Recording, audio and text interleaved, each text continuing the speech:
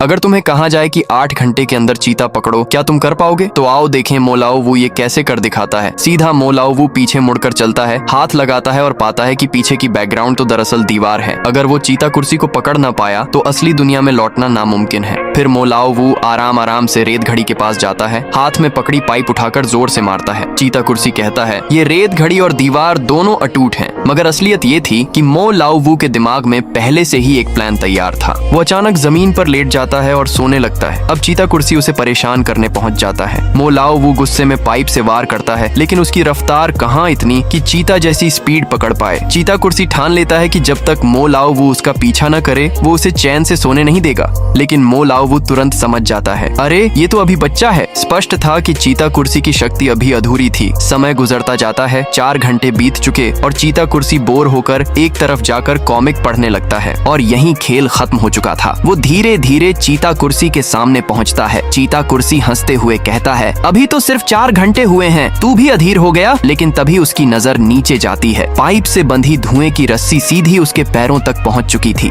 दरअसल जब वो कॉमिक में मग्न था, मो लाओ वू ने बड़ी चतुराई से धुएं को लंबा खींचकर रस्सी बना दी थी। अब बस रस्सी कसना बाकी था और फिर चीता कुर्सी पकड़ा ही जाना था। गुस्से में चीता कुर्सी भागने की कोशिश करता है, मगर धुएं की शक्ति ने उसे जकड़ लिया। वो मुठ्ठियां बरसाता है, लेकिन धुएं को कोई फर्क ही नहीं पड़ता। असल में चीता कुर्सी ने खुद अपने लिए फंदा बुना था, 8 घंटे की टाइम लिमिट रखकर। अब जैसे जैसे मो लाओ वू करीब आता है, चीता कुर्सी अचानक नई शक्ति जागृत करता है। उसका हाथ बदलकर धनुष बाण और पंजा का हथियार बन जाता है। वो खुशी से उछलता है, तेरे कारण ही मुझे नया पावर मिला है। फौरन वो बाण छोड़ता है। मो लाओ वू हंसते हुए कहता है, पैरों से भी धीमी चीज को पावर क्यों बना लिया? उसकी बातें चीता कुर्सी को तिलमिला देती हैं। गुस्से में वो पूरी स्पीड से हमला करता है, सीधे मो लाओ वू के शरीर को चीर देता है। लेकिन अगले ही पल उसे अजीब एहसास होता है, ये तो धुएं का पुतला था। असल मो लाओ वू तो उसके पीछे खड़ा था और उसी पल उसने चीता कुर्सी को पकड़ लिया। असलियत ये थी, जब वो कॉमिक में डूबा हुआ था तभी मो लाओ वू ने धुएं से एक नकली शरीर बना लिया था। इस तरह मो लाओ वू ने अपनी चतुराई और धुएं की कला से 8 घंटे पूरे होने से पहले ही चीता कुर्सी को पकड़ लिया।